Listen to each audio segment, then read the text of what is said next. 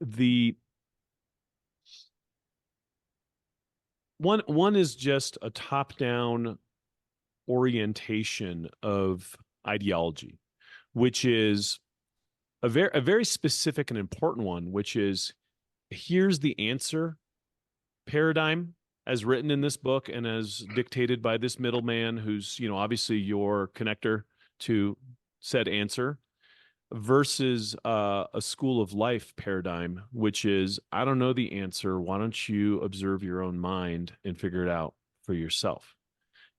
And there tends to be in the Eastern tradition a whole hell of a lot of corroboration and agreement on some of those states of being after people sit on their asses and shut up and listen for a long time, right?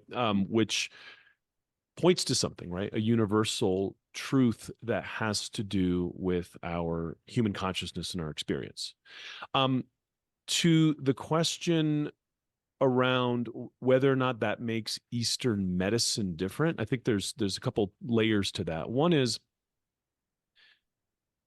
the separation of mind, body, spirit is a modern thing, right? Those are all part of an ecosystem. Those were all part of a unified system of well-being, but not just in Eastern medicine. I want to be very careful, because Avicenna, I mean, there's the fathers of modern medicine. There's the fathers of, you look at shamanic traditions, you look at basically traditions around the world.